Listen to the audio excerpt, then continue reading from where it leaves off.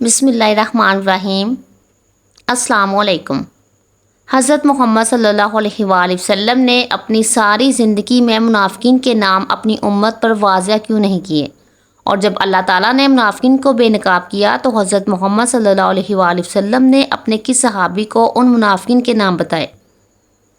اور آپ صلی اللہ علیہ وآلہ وسلم نے ان منافقین کے نام اپنے صحابی کو بتانے کے بعد انہیں دوسروں کو بتانے سے منع کیوں فرمایا؟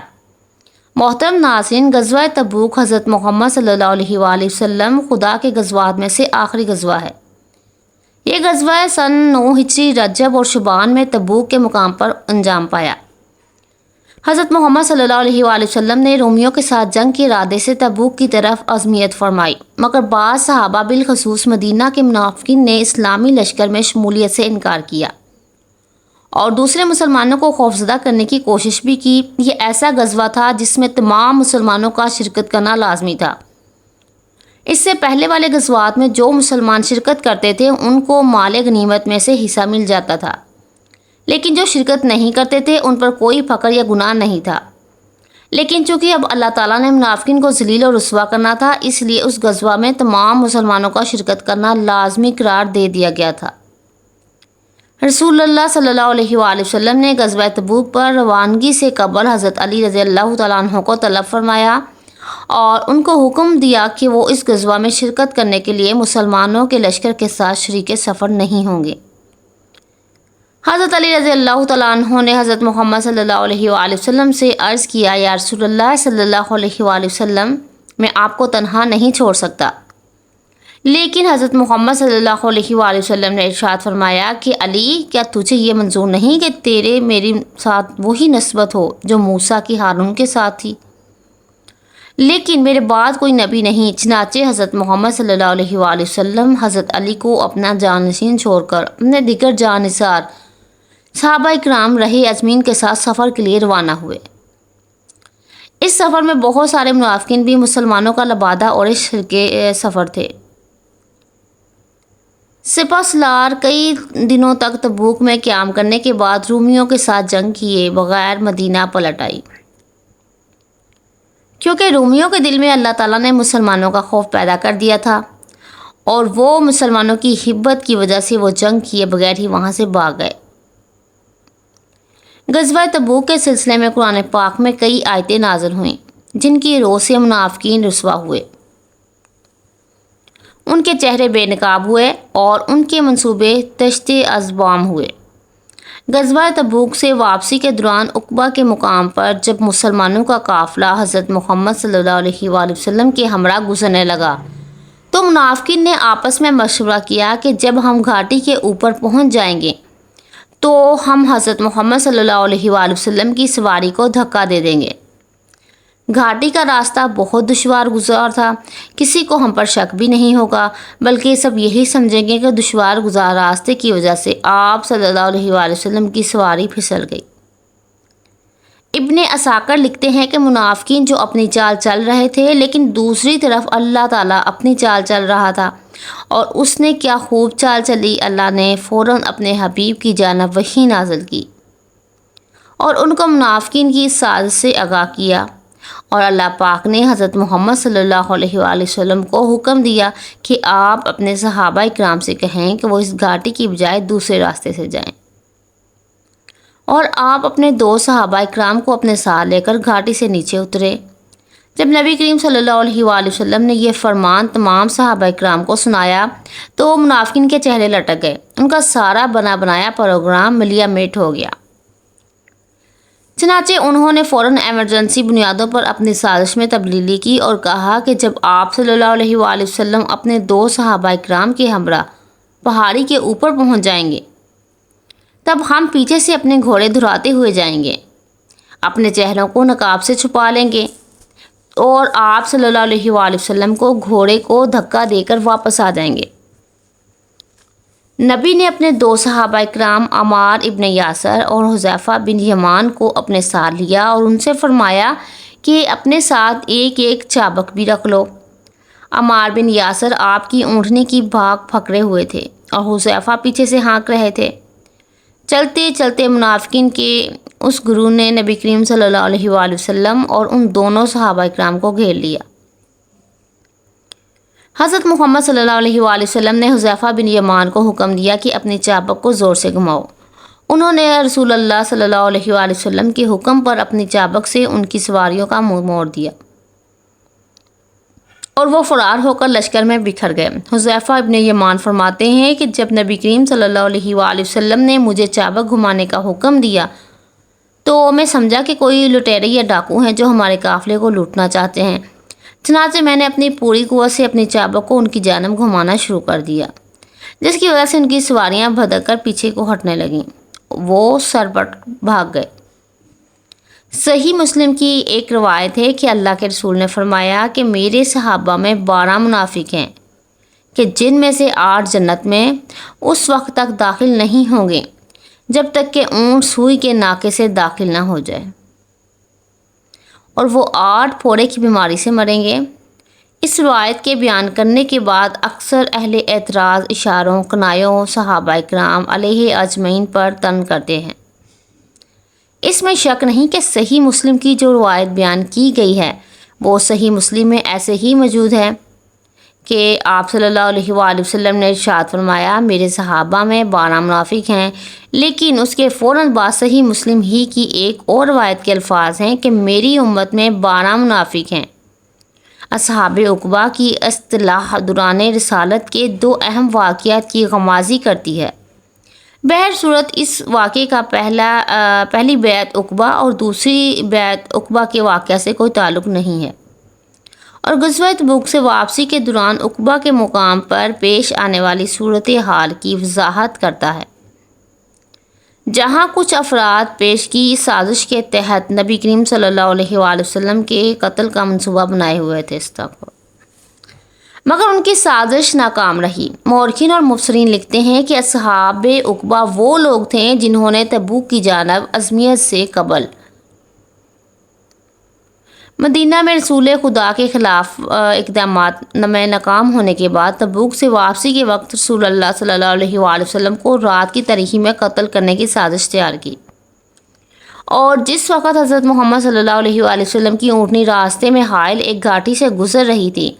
نقاب پوش سازشوں نے ان کو ہانکنے اور آپ کو اونچائی سے کھائی میں گرانے کا فیصلہ کیا۔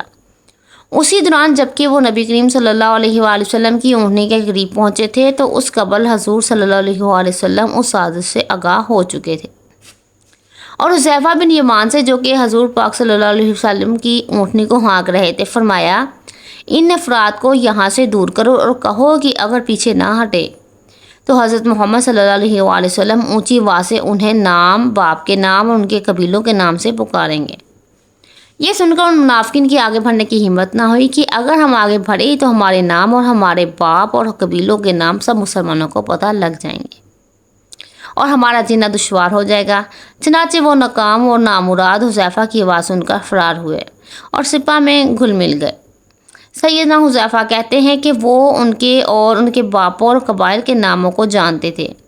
اسی بنا پر سیدنا حذیفہ صاحب سر النبی یعنی نبی کے رازدار کے لقب سے مشہور ہوئے ہیں، کیونکہ رسول خدا صلی اللہ علیہ وآلہ وسلم نے انہیں ان کے نام افشا کرنے سے منع فرمایا تھا، اور وہ ہمیشہ آپ کے فرمان کی تعمیل کرتے تھے، جبکہ عمار کو بھی آپ نے ان کے نام بتا دیے تھے جو اس شب آپ کے ہمراہ تھے۔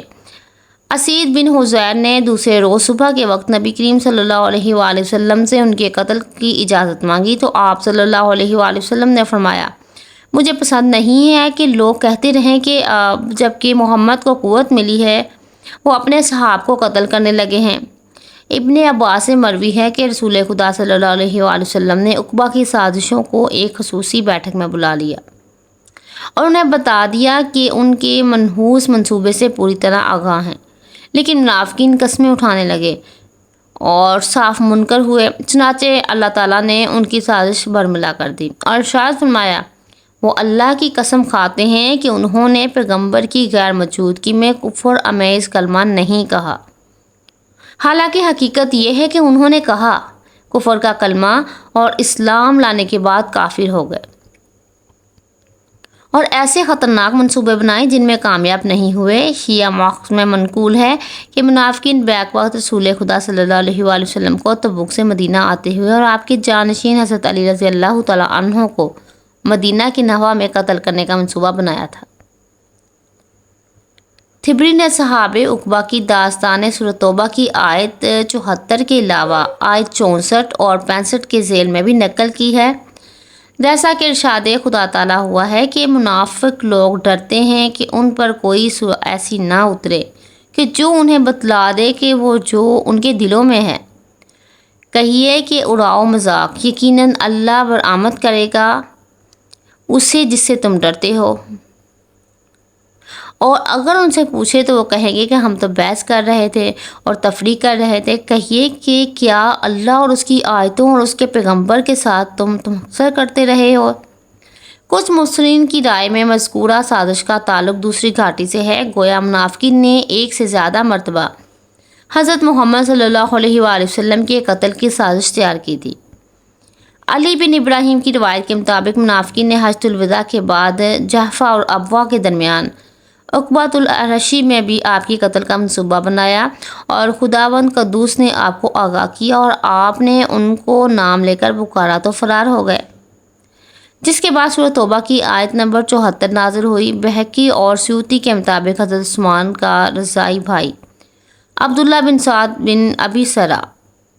ابو حاضر یا ابو حاصر، عرابی عامر ابو عامر، جلاس بن سعید، مجمع بن حارث، ملیح تیمی، حسین بن نمیر، تما بن ابی رق، عبداللہ بن عنیہ اور مرات بن ربی، مرکل ذکر شخص بظاہر ان کا سرغنہ تھا۔ ابن قتیبہ نے سند پیش کی بغیر 10 افراد کے نام لیے ہیں، جن میں عبداللہ بن ابی کا نام بھی شامل ہے، جبکہ دیگر ماخذ سے ثابت ہوتا ہے کہ وہ غزوہ تبوک سے غیر حاضر تھے۔ کچھ ماخذ کے مطابق غزوہ احد کے معروف شہید حنظلہ غسیل الملائکہ کے باپ ابو عامر راہب فاسق کا نام بھی ان حملہ آوروں کی فہرست میں درج کیا گیا ہے۔ حالانکہ مشہور یہ ہے کہ اس شخص نے سن 3 ہجری میں جنگ احد کے بعد بھاگ کر شاروم کی پناہ لی تھی۔ نیز کہا گیا ہے کہ وہ مسجد زرار بنانے والوں کا سرغنہ تھا اور تبوک سے غیر حاضر تھا۔ اہل سنت کی بعض روایات کے مطابق ابو موسیٰ اشعری بھی اصحاب عقبہ میں شامل تھا۔ نتیجہ یہ ہوا کہ ان فہارس میں شامل افراد وہی تھے جنہوں نے غزوہ تبوک کے دوسرے موقع میں اپنی منافقت کھول کر دکھائی تھی، اور لوگ ان کے نفاق سے بے خبر نہ تھے۔ شیعہ مؤخذ کے مطابق اصحاب عقبہ کی تعداد 12 تھی۔ امام باقر سے مروی ہے کہ وہ 12 افراد تھے، جن میں سے 8 افراد قریشی اور باقی دیگر صحابی تھے۔ شیخ صدوق ایک روایت کی روشنی میں لکھتے ہیں کہ اصحاب عقبہ میں 12 افراد کا تعلق بنو امیہ سے تھا اور 5 افراد کا تعلق دوسرے قبائل سے تھا۔ علامہ مدرسی نے یہ تعداد 24 بیان کی ہے۔ ابن خلدون سے مروی ہے کہ مہاجرین میں سے ایک شخص سازش میں ملوث ساتھیوں کو حملے کی ترغیب دلا رہا تھا۔ بعض ماخذ میں ہے کہ اصحاب عقبہ میں شامل زیادہ تر افراد مشہور صحابہ میں سے تھے جو رسول خدا کی رحلت کے بعد حکومت کے عہدے دار رہے۔ یہ روایات ضعیف ہے۔ شاید یہ اختلاف بھی دیگر اختلافات کی مانند رسول اللہ صلی اللہ علیہ وآلہ وسلم کی وفات کے بعد پیدا ہونے والی سیاسی صورتحال کے نتیجے میں سامنے آیا ہے۔ چنانچہ اصحاب عقبہ کی فہرست میں بعض افراد کے ناموں کی بجائے فلاں اور فلاں لکھا گیا ہے، یا بعض بے گناہ افراد کو اس فہرست میں شامل کیا گیا ہے۔ حنیفہ جن افراد کی نماز جنازہ میں شرکت نہیں کرتے تھے، عمر بن خطاب بھی ان کی نماز جنازہ میں شریک نہیں ہوتے تھے اور اس میت کو منافق سمجھتے تھے۔ نیز مروی ہے کہ عمر نے بعض مشہور صحابہ کی نماز جنازہ میں بھی شرکت نہیں کی۔ مثال کے طور پر کہتے ہیں کہ حذیفہ بن یمان کہتے ہیں کہ مسجد میں بیٹھا تھا تو عمر میرے پاس سے گزرے اور کہا،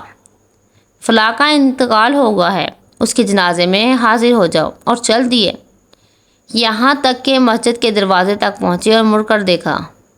کہ میں ابھی بیٹھا ہوا ہوں تو جان گئے کہ میں جنازے کے لیے شرکت نہیں کر رہا۔ چنانچہ میری طرف پلٹا اور کہا، اے حذیفہ، میں تمہیں اللہ کی قسم دلاتا ہوں، بتاؤ کیا میں بھی منافقین کے گروہ سے ہوں؟ میں نے کہا، خدا کی قسم نہیں ہو، نہیں ہو ان میں سے، اور تمہارے بعد بھی کسی کو آگاہ نہیں کروں گا۔ جزاک اللہ۔ ویڈیو پسند آئے تو کامنٹ سیکشن میں ضرور بتائیے گا۔ ویڈیو